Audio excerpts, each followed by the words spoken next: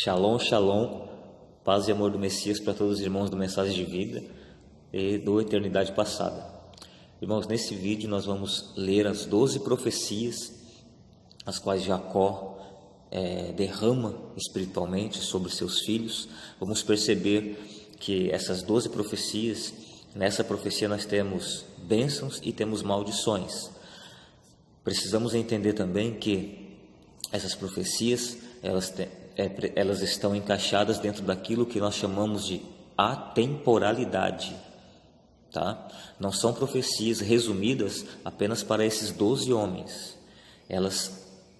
O resultado delas, o efeito delas se estende até os dias do fim, tá ok? Então temos que entender a atemporalidade e vamos entender também um pouco da questão da natureza do Israel de Deus, tá? O caráter do Israel de Deus é algo físico, é algo que transcende, vai mais além do que a geografia de uma nação, Qual é o caráter do Israel de Deus? Mas temos que entender essa questão da atemporalidade, tá?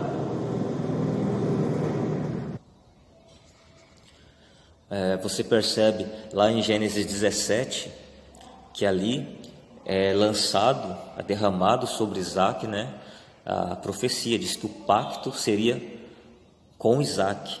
Isso transcende, isso é atemporal. Por quê? Esse pacto, ele chega até nós. Então não era apenas para Isaac, para a pessoa de Isaac.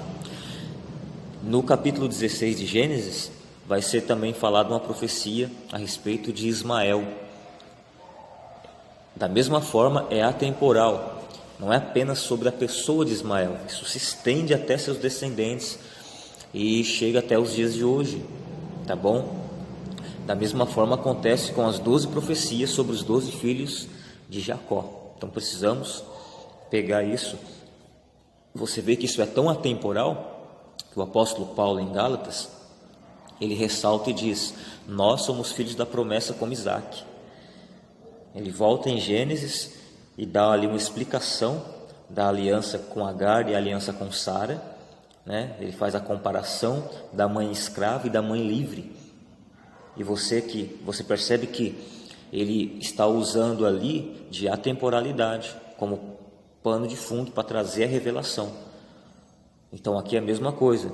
Existe uma atemporalidade nessas profecias que tem que ser o pano de fundo para que lá mais na frente, quando a gente começar a trazer a revelação, se torne compreensível. Senão você não entende. Mas como que se chegou nessa compreensão? Primeiro ponto, temos que ter a atemporalidade como um pano de fundo nesse momento, tá? O que vai ser falado para os 12 não cabe só para eles. Isso vai se estender por toda a sua descendência, tá bom? Deixa eu diminuir aqui esse mapinha. Tendo isso em mente, vamos ler então Gênesis, capítulo 49, versículo 1, que diz assim: Jacó disse: ajuntai-vos para que eu vos anuncie o que vos há de acontecer nos dias vindouros. Você percebe o tom profético que Jacó está usando? Ele vai dizer coisas do futuro. Então o que ele vai dizer não está restrito apenas a seus 12 filhos, mas vai se estender ao futuro, para os seus descendentes, ok? Perceba que Jacó aqui, ele profetiza. O que ele vai falar para os 12 é profecia, não são bênçãos aleatórias, mas é algo que o Espírito vai trazer de dentro dele. São palavras de Deus na boca de Jacó nesse momento, tá? Quando Deus fala, é sempre em um tom atemporal, profético e revelador, e sempre esconde muitos segredos, tá bom? Então aqui Jacó vai ser um instrumento para profetizar. Então nós sabemos que Jacó, ele está munido, revestido com a autoridade da bênção de Abraão. A profecia que foi feita para Abraão e Sara está sobre Jacó. Ele recebeu de Isaac, seu pai, e agora com essa autoridade ele começa a profetizar sobre seus filhos, tá? Deixa eu só diminuir aqui.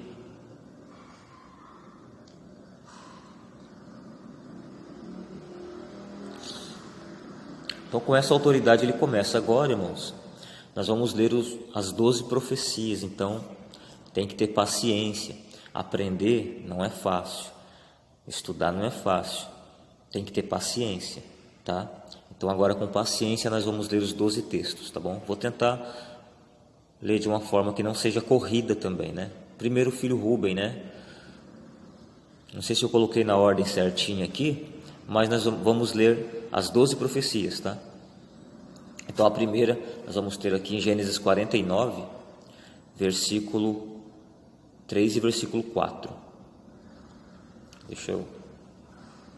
Diz assim: Rúben, tu és meu primogênito, minha força e as primícias do meu vigor, preeminente em dignidade e preeminente em poder, descomedido como a água. Não reterás a preeminência, porquanto subiste ao leito de teu pai. Então o contaminaste. Sim, ele subiu na minha cama. Então você percebe aqui o tom da profecia sobre Rúben. Pano de fundo, a temporalidade, reflete no futuro, tá? A temporalidade revela também o passado. Aqui é sobre a revelação sobre o passado. Nós vamos chegar nisso só mais lá na frente, é onde vamos falar mais abertamente sobre a eternidade passada, tá? Mas até nesse ponto aqui do estudo, estamos focando no desenvolvimento da nação de Israel terrestre, tá? Os 12 filhos que nasceram de Jacó, que nasceu de Isaac e que nasceu de Abraão, que tem a promessa de ser pai de uma grande nação e de multidão de nações. Então vimos aqui a profecia para Rúben, agora a profecia para Simeão. Para Simeão vai ser dito: é Simeão e Levi. Simeão e Levi são irmãos, as suas espadas são instrumentos de violência. No seu concílio não entres, ó minha alma, com a sua assembleia não te ajuntes, ó minha glória, porque no seu furor mataram homens, e na sua teima já retaram bois. Maldito o seu furor, porque era forte, maldita a sua ira, porque era cruel. Dividi-los-ei em Jacó, e os espalharei em Israel.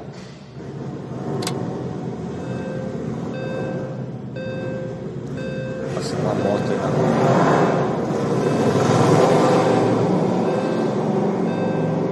Então tá, com paciência, né?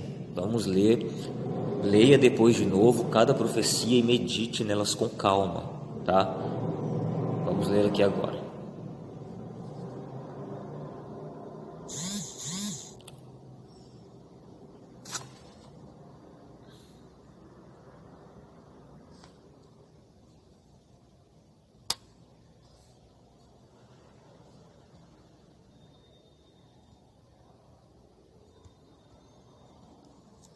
Veja: Judá, a ti te louvarão teus irmãos, a tua mão será sobre o pescoço de teus inimigos, diante de ti se prostrarão os filhos de teu pai.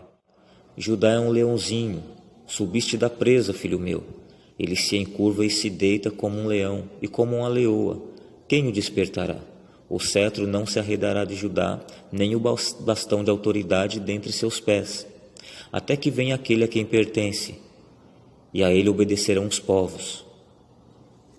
Atando ele o seu jumentinho, a vide e o filho da sua jumenta, a videira seleta, lava suas roupas em vinho e a sua vestimenta em sangue de uvas. Os olhos serão escuros pelo vinho e os dentes brancos de leite. Você percebeu então a profecia para Judá.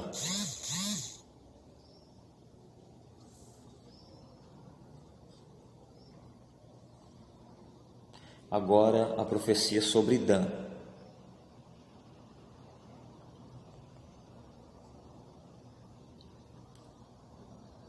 (49) de Gênesis, do 16 ao 18. Dan julgará o seu povo como uma das tribos de Israel. Dan será serpente junto ao caminho, uma víbora junto à vereda, que morde os calcanhares do cavalo. de modo que caia o seu cavaleiro para trás. A tua salvação tem esperado, ó Senhor. Essa profecia sobre Dan é muitíssimo importante, tá?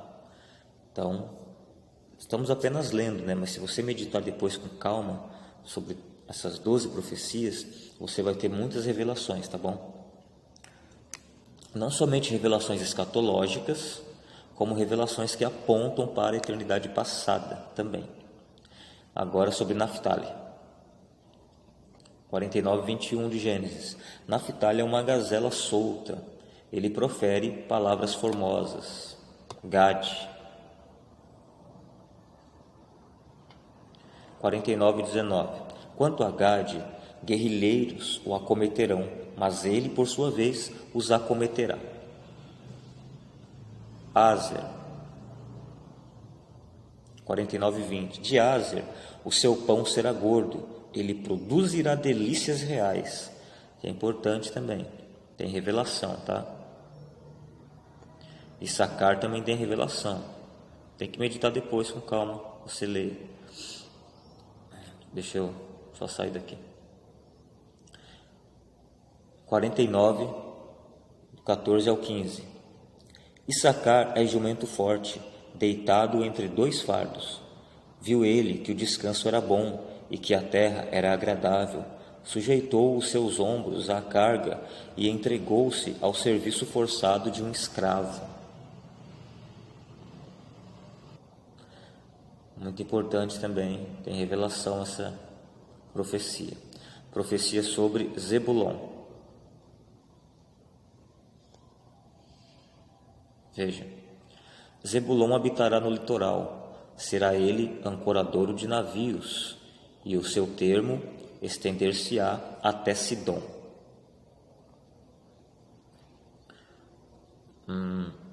Sobre Benjamim agora. 49 de Gênesis, verso 27 ao 28. Benjamim é lobo que despedaça, pela manhã devorará a presa, e à tarde repartirá o despojo. Todas estas são as 12 tribos de Israel, e isto é o que lhes falou seu pai quando os abençoou. A cada um deles abençoou segundo a sua bênção, ou seja, segundo a autoridade que ele tinha, que é aquela autoridade de ter a bênção de Abraão, tá? De ter a bênção da primogenitura. Então, a bênção da primogenitura, ela te dá poder para amaldiçoar ou abençoar, para profetizar. Entende? Então você vê que Jacó, ele age de modo profético agora. São 12 profecias. Ele profetiza sobre José e profetiza também sobre seus 2 filhos, Manassés e Efraim. Tá? A profecia sobre José eu não vou ler, você pode ler. É grande e ela vai te ligar, vai te linkar com Jesus, com Yeshua, tá?